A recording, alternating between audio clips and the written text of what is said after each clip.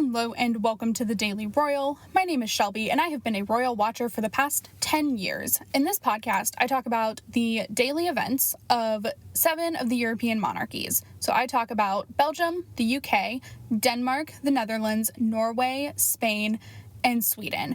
I upload Monday through Friday with occasional bonus episodes here and there. Today is Monday, April 12th of 2021. So, today was a bit of a slow day. I am really thoroughly surprised, with how busy the calendars looked. But it was a pretty slow start to the week. I really think based on calendars alone, it seems like the Spanish and Swedish royal families are kind of the only ones with a lot of engagements this week, which is fine, but makes for interesting podcasts. So as we are going to do through the rest of this week, we're going to start off by sharing any information about Prince Philip, the Duke of Edinburgh, that comes out of the royal family's website and social media postings. So today, the social media focused on Prince Philip's military commitment. So it focused on his time in the Royal Navy, his time at the British Royal Navy School at Dartmouth, and his career. I think it said that he was the youngest person to ever become a first lieutenant during ever, but then this was during the Second World War, and I think I mentioned he was in fighting against fascists in Italy, as well as in Japan, fighting against the Japanese. So they also focused, of course, that while his naval career was incredibly promising, it was, of course, cut short due to Queen Elizabeth's, her becoming queen, and the early death of Philip's father-in-law, King George VI. They also talked about how he has remained committed to military causes, so not just the Navy, but the Royal Army and Royal Air Force as well. And then I don't think I mentioned yesterday what some of the items on his casket will be. So it'll be draped. He has a royal standard of his own that'll be draped on his casket. And then there will be his naval cap and a bouquet of fresh flowers that are presumably going to be from the Queen. That's an assumption. I don't know. So that was kind of the social media focus. And then I don't know if this is a trend that is going to continue. We have heard from all of Queen Elizabeth's children now via either in-person statements or written statements or the church service yesterday. And then today, the Duke of Cambridge released a statement on the passing of the Duke of Edinburgh as well. So I don't know if this trend is going to continue or if it's going to stop with William. I do know that Prince Harry, the Duke of Sussex, today also released a statement. It was not shared by the royal family social media, but if I can find it quickly enough while I'm recording, I will go ahead and read his as well. But today, William released a statement as well as a new photo that we had never seen with the Duke of Edinburgh and Prince George taken at the Sandringham estate. And George was 2, so this was taken in 2015, and they were in a carriage, which is something that Prince Philip occupied his time with when he could no longer play polo. He began to take on competitive carriage driving, and so he came And it seems like maybe according to this statement, which I'll read in just a second, would pick up at least George, possibly Charlotte too, but they only had a picture of George when he was 2, so I don't know how long he was carriage driving into his life, but it's a beautiful photo, and just like a very casual reminder that at the end of the day, these are family members who are involved. So, William's statement read, "My grandfather's century of life was defined by service. To his country and commonwealth, to his wife and queen, and to our family. I feel lucky to have not just had his example to guide me, but his enduring presence well into my adult life, both through good times and the hardest days. I will always be grateful that my wife had so many years to get to know my grandfather and for the kindness he showed her. I will never take for granted the special memories my children will always have of their great-grandpa coming to collect them in his carriage and seeing for themselves his infectious sense of adventure as well as his mischievous sense of humor. My grandfather was an extraordinary man and part of an extraordinary generation. Catherine and I will continue to do what he would have wanted and will support the Queen in the years ahead. I will miss my grandpa, but I know he would want us to get on with the job." So that is William's statement that was shared this morning. It's beautiful and personal, and I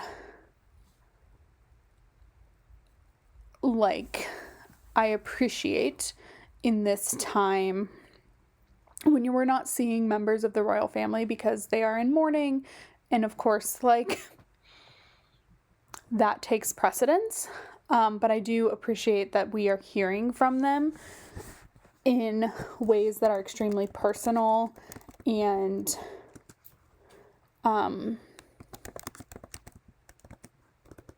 relevant to their own specific lives. So this is something I wasn't sure if I would touch on after reading the statement myself, but I have decided to. So when he says, both through good times and the hardest days, my first instinct is, of course, the fact that William and his brother Harry both walked behind the coffin of their mother in a very public funeral, and beside them was their grandfather, was Prince Philip, and it was very much a way for him to support them through that, because I cannot imagine.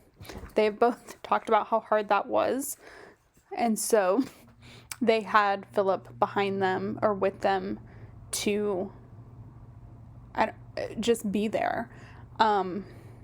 So that was incredibly important. And then I will go ahead and read the Duke of Sussex's statement as well. Like I said, this was not shared with the British royal family social media. It was released via Harry's own personal communications team because he's not a working member of the royal family. But I know people are interested, and I said yesterday that I wanted to commemorate everything in regards to this. So, I think this is the start of his statement. Okay. So, my grandfather was a man of service, honor, and great humor. He was authentically himself with a seriously sharp wit and could hold the attention of any room due to his charm. And also because you never knew what he might say next. He will be remembered as the longest reigning consort to the monarch, a decorated serviceman, a prince, and a duke. But to me, like many of you who have lost a loved one or grandparent over the pain of this past year, he was my grandpa, master of the barbecue, legend of banter, and cheeky right till the end. He has been a rock for Her Majesty the Queen with unparalleled devotion, by her side for 73 years of marriage. And while I could go on, I know that right now he would say to us, all of us, "Oh, do get on with it." So on that note, Grandpa, thank you for your service, your dedication to Granny, and for always being yourself. You will be sorely missed, but always remembered by the nation and the world. Meghan, Archie, and I, parentheses, as well as your future great-granddaughter, will always hold a special place for you in our hearts. And then he signed it per mare per terram, which means in Latin, by sea, by land. So that is Harry's statement on the passing of his grandfather. Those are the bits of news that came out today. I suspect we'll see much of the same pattern over the remaining days till the funeral. And so that is where this segment, this top starting segment, is going to end. And we are going to continue on with the Dutch royal family. So nothing today in Belgium. Again, still their website hasn't been updated. The court circular for any events not pertaining to the Duke of Edinburgh, there was no court circular today. And then there was nothing in Denmark. So we are going to move on to the Dutch royal family.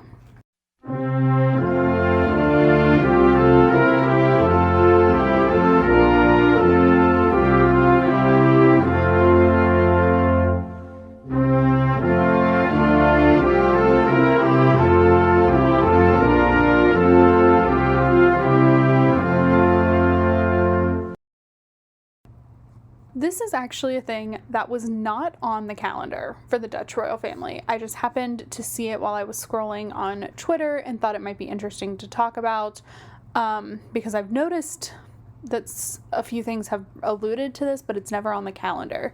So today, the Prime Minister's calendar noted that he and King Willem-Alexander had their weekly audience.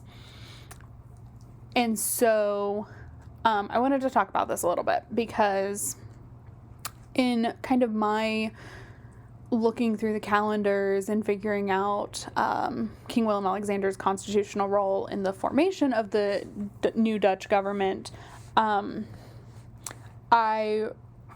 read or saw somewhere that he does have weekly audiences with the Prime Minister. However, the royal household never makes mention of them in any of their postings, unless it's for something like when they resigned, then it was in there. Like when the current Prime Minister resigned from this session, or this past session, upon creation of a new government, that was there, but the weekly meetings were not. And so I don't know that I'll always see them. I don't know that I will talk about them every time I see them because there's not a lot to talk about from these, especially like it doesn't even show up on Willem-Alexander's calendar, like official calendar. So I don't know that I'll talk about it very often, but I wanted to talk about it in this time period because, of course, we are living in the bizarre world of a government formation from the Netherlands, that things are just like, it's interesting. I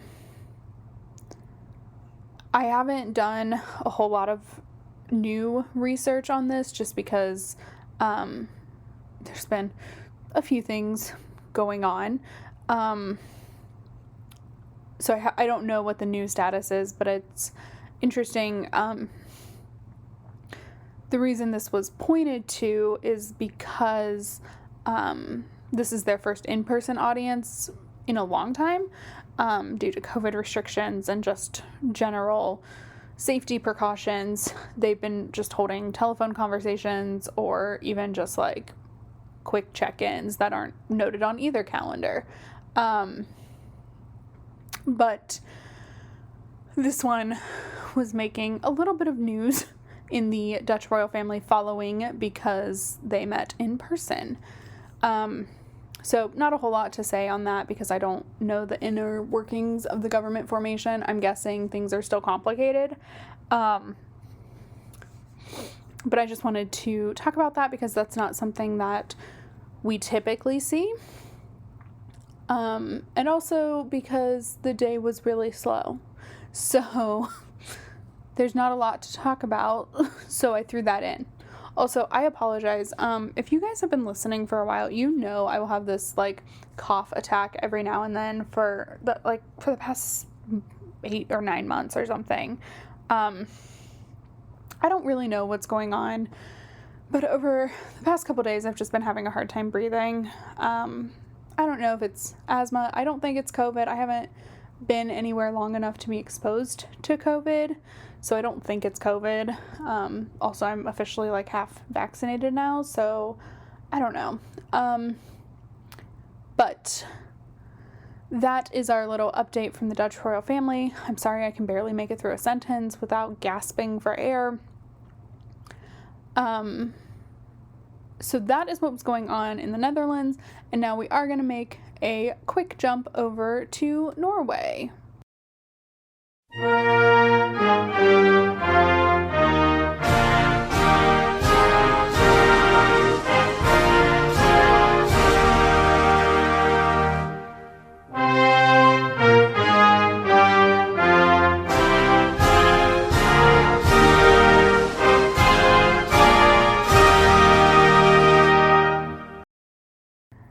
Today, King Harald has officially returned to work, and it felt really good to see his name.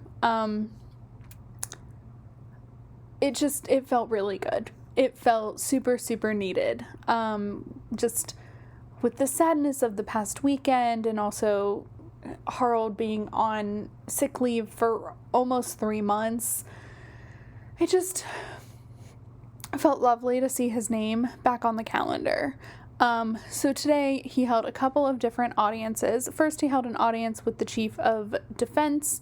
Crown Prince Haakon was also present, so much for Haakon getting a week off. That's okay. And then he also held an audience for the newest Knight First Class of the Royal Norwegian Order of St. Olaf. Again, I mentioned that the day was slow, so I wanted to go into a little bit of explanation of what this Order of St. Olaf is.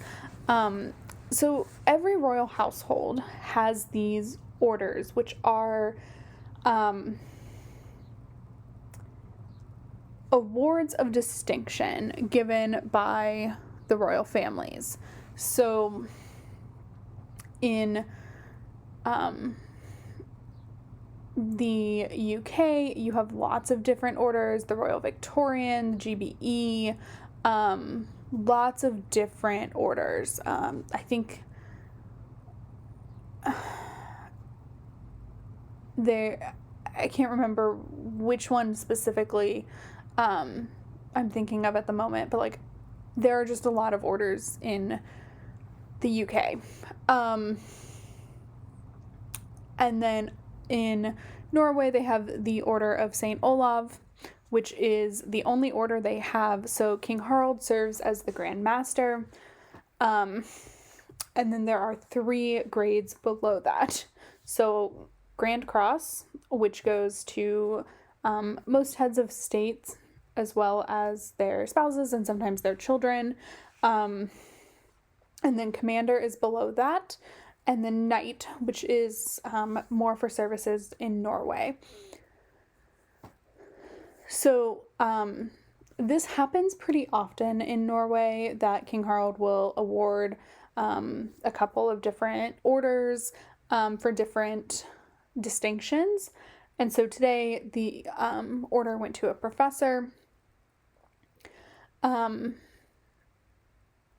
And they, for the Knight orders, they're given, I think, a medal, like a ribbon with a medal at the end of it that you'll see kind of pinned to like a lapel or a dress or something. And then other grades of the order will have the sashes or the collars, lots of different things. So I just wanted to like go into an explanation of this. Like I said, each royal household has them. Most countries have them. I think the U.S., ours is is it the Presidential Medal of Freedom? We have a few, but the bigger one I think is the Medal of freedom, I think. And that's the one, there was this viral video like 5 years ago with now President Biden receiving it when he was vice president from President Obama. When King Felipe was in Peru in 2018, he received the highest level of the Peruvian order in a small little ceremony. He also, when they were in Cuba in 2019, gave out the Spanish Order of Carlos III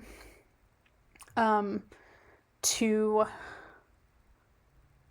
I think he's a historian in Cuba, but he received the order there, or delivered the order. So this happens a lot, these ceremonies. We're not seeing them right now with heads of state because we're not seeing heads of state really come together. So, I don't know, expect more maybe sometime, we'll see. So that's what was going on in Norway, and now we are going to go ahead and move on to Spain.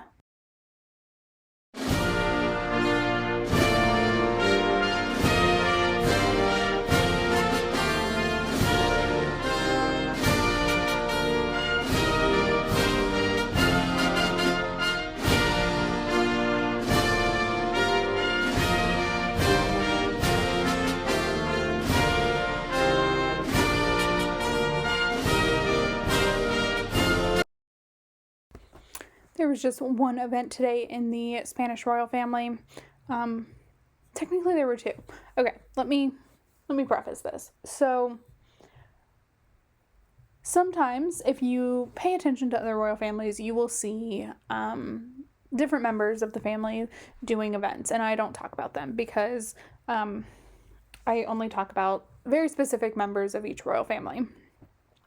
So in countries that have abdicated monarchs and therefore former kings and queens, this is, King Albert in Belgium, King Juan Carlos in Spain, their wives. So today, Queen Sofia, the former Queen of Spain, did have an event, but I don't talk about her events. I don't talk about any of the former royal events really since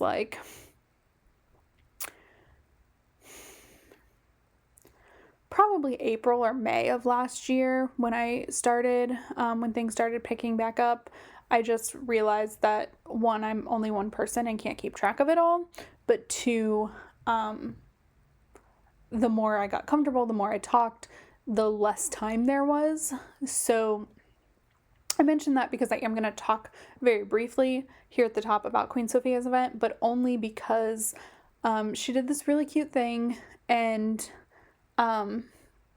it's just impossible not to see it as a little wink to, not even a wink, that's way too positive and a cute word, but a nod to the British people for their loss of Prince Philip. So today she had an event. It was a video conference with different Parkinson's organizations, I think, and she wore a poppy pin on her jacket. And a poppy is the sign of remembrance in the UK. Typically it's worn in November, before Remembrance Day, but I just thought it was a lovely gesture, and she is the type of royal who doesn't do anything by accident. Everything she does is super intentional. And I just thought it was a wonderful little nod, because they were also related, because Sophia is from Greece and a member of the former Greek royal family. Her brother is the former king of Greece. And so she was the daughter of a king of Greece, and therefore a cousin to Prince Philip. I don't know what. I've seen two different things. I've seen on his relationship with King Constantine, who is Sophia's brother, that they were first cousins once removed, so they were just on different generation lines. But then I also saw today, like, her second uncle, which I don't think is right. I think they're cousins, like closely related cousins. So I just thought that that was a nice nod to her relationship with him. Okay, so now on to the event that I actually am going to talk about. So today, Queen Letizia attended an event at the Congress of Deputies, which is the main governing building for the Spanish government, in honor of Clara Campoamor, who was the leader of the suffragette movement in Spain. So,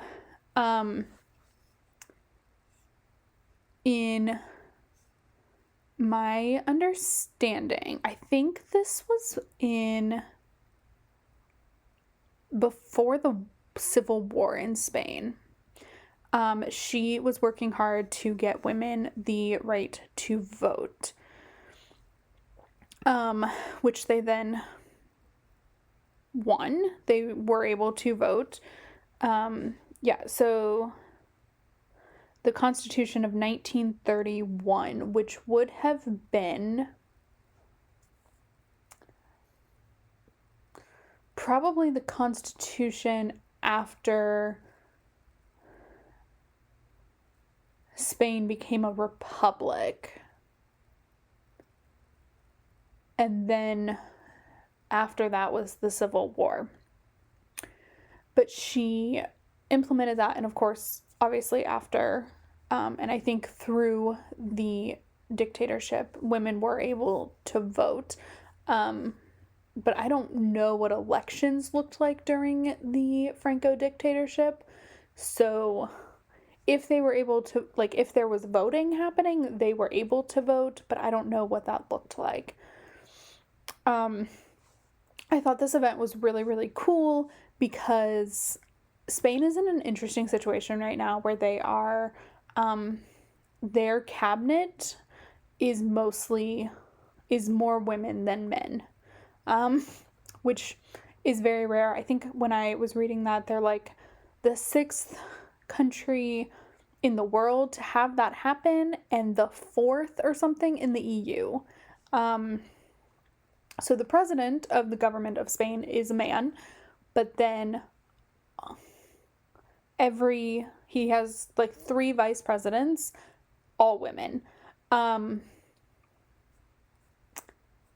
The president of the Congress of Deputies, which is the higher governing house in Spain, is a woman. The president of the Senate is a woman. It was just really awesome. And so accompanying Queen Letizia was the president of the Congress of Deputies, the president of the Senate, and the first vice president of the government. So it was just like a feminist dream.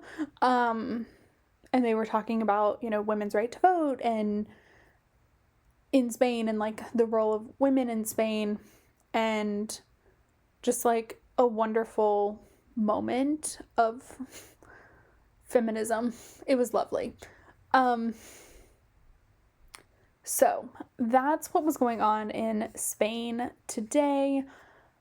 It was just a really cool event. But with that, we are going to go ahead now and move on to the Swedish royal family.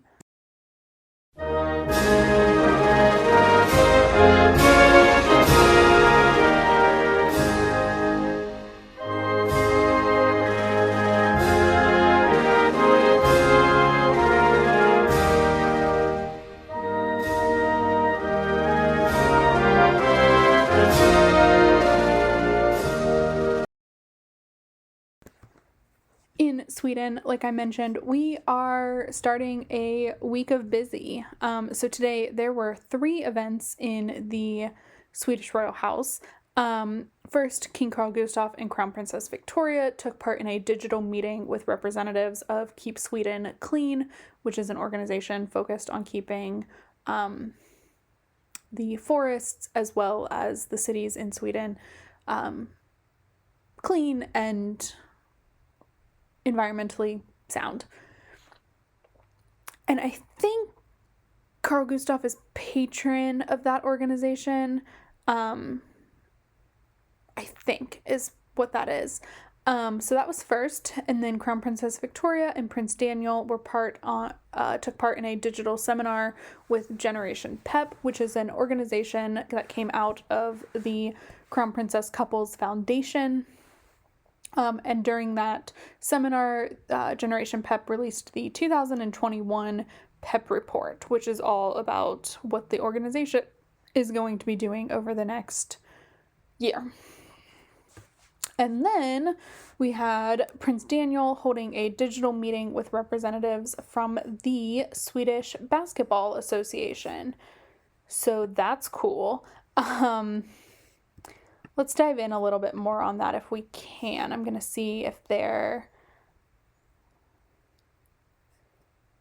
a decent enough readout that I can share. So during the meeting, Prince Daniel, basically it was an update on the business of basketball and how COVID has affected that, but as well as ongoing plans for, I don't know, can we call it a restart anymore? But plans for what they are planning for when we can gather again and be part of that partaking of sport. So that is what was going on.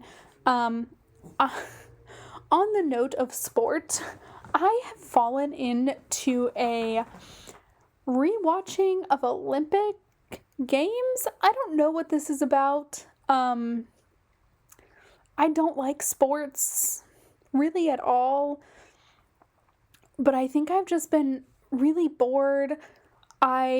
Not gonna lie, definitely tried to find some Spanish soccer games. Football, sorry, non-Americans. But I don't have access to those games. There is the 2021 Kings Cup coming up this weekend. I will probably watch that. I don't know, I've just been watching sporting events. I don't know what that's about, but it's been really interesting. So that is kind of what's been going on in my life, aside from just general life, but I definitely have been watching way too many sports. So anyway, we are going to end this episode here. I hope you find this balance of like a little bit more somber at the top and then just diving into like the normal events of the day. Okay. I mentioned in the special episode that went up on Saturday, this is a new experience for me. I didn't want to stop recording on daily events. However, it is a weird experience to kind of go on. But if you're finding this okay, please let me know. Check out all the places you can find the Daily Royal. So thedailyroyal.com, the Daily Royal on Instagram. Like and review this podcast wherever you're listening. And I will talk to you all tomorrow. Have a great Tuesday. Bye.